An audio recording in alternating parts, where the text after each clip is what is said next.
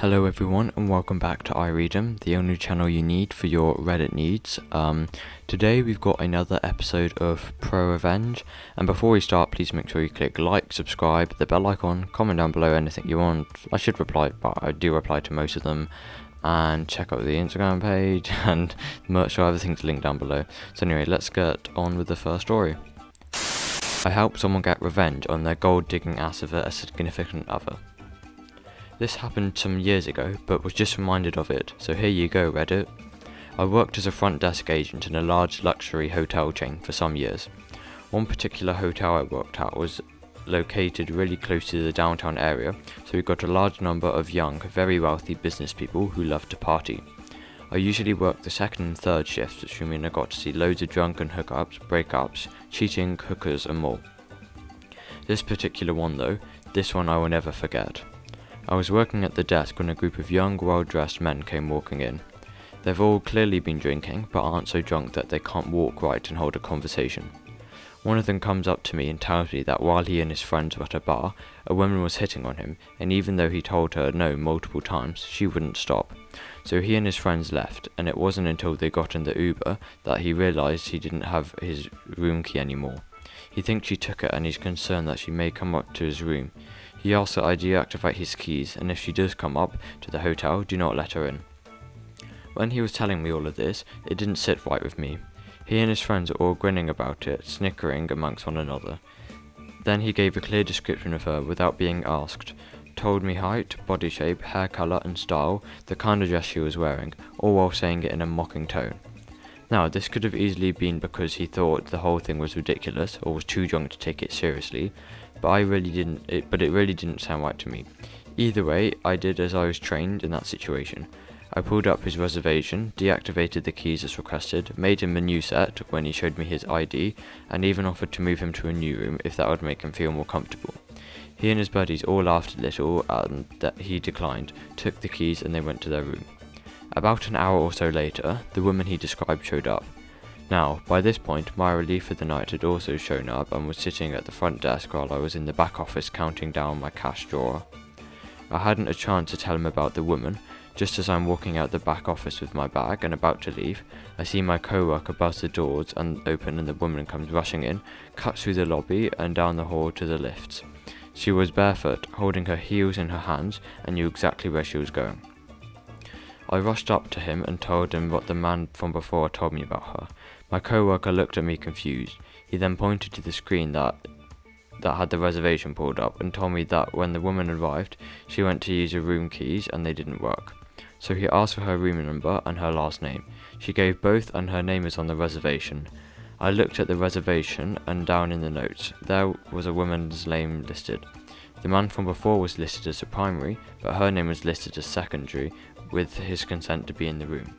I was confused as I thought maybe she wasn't the same woman he was talking about, but to be on the safe side, I called the man in his room and told him the situation, that we weren't allowed, and that we allowed a woman fitting the description he gave to enter the building because she confirmed her name was on the room.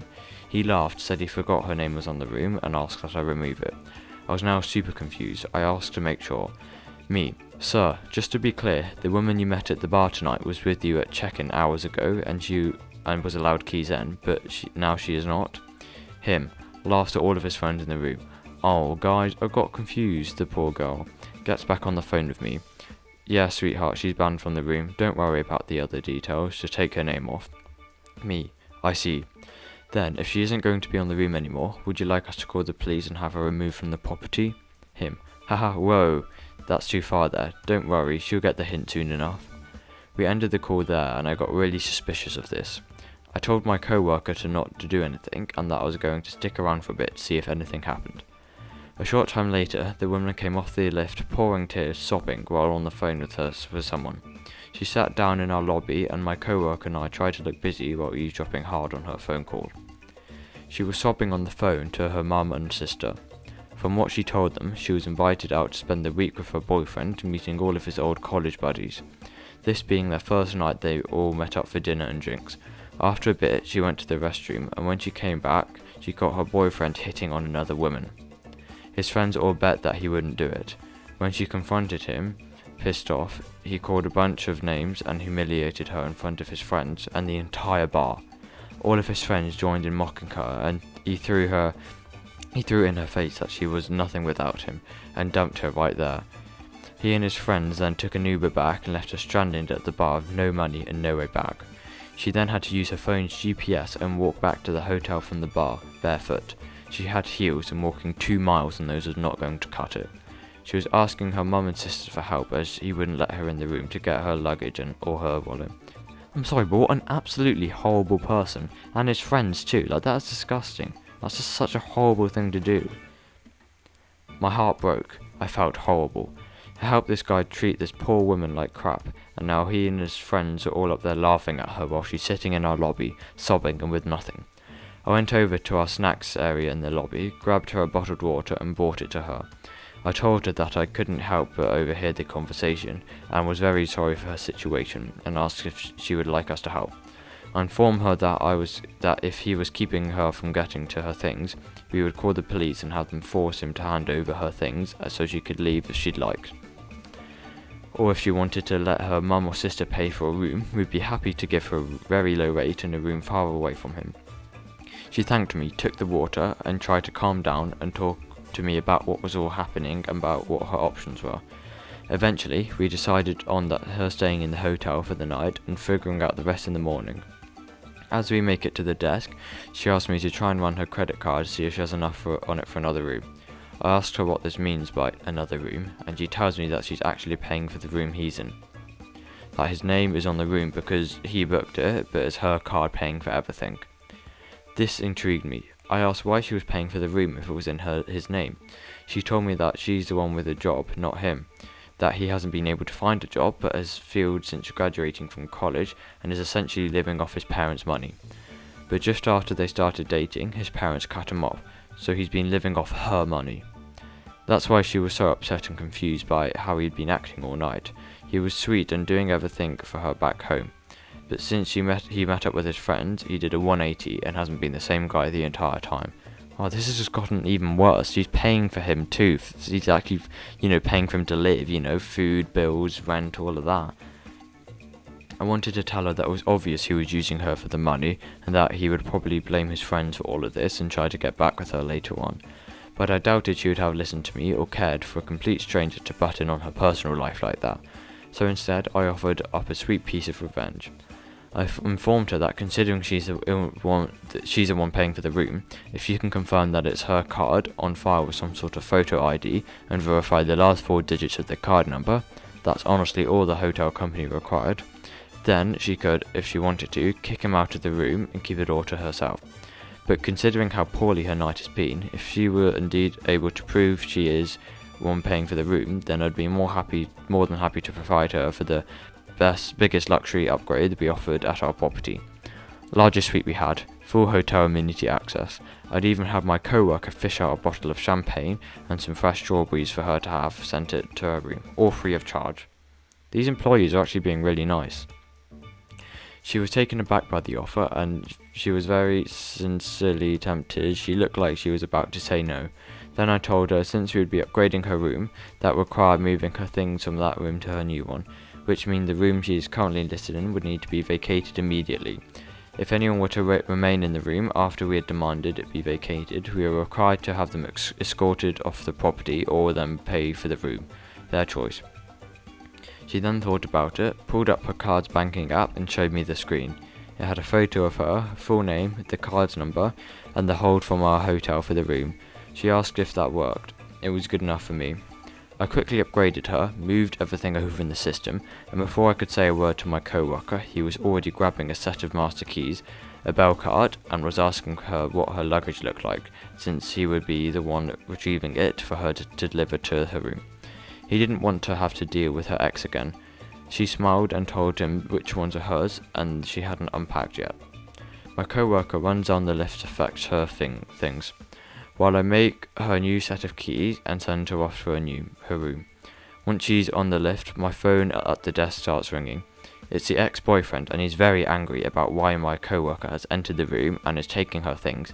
I calmly explained that I cannot give out private information of any of our guests, and that if he would like to remain in his room, he'd need to pay for it, as it's no longer a method of payment on his room. He blew up. He's making a ton of demands, and at the same time yelling at my coworker to stop what he's doing, but it's obvious from the way he's yelling at him that my coworker isn't listening to him. I can even hear the guy's friends telling him to chill out and just pay for the room. I then explained that we will give him a courtesy 10 minutes to make a decision, at which point, if he doesn't have a payment ready, then he must vacate the building or will be forced to call the authorities and have him evicted. He continues to yell at me. He screams, swears, threatens, and yells for a solid minute before taking a breath. I then tell him he has 9 minutes remaining and asks if he has come to a decision yet. He hangs up on me.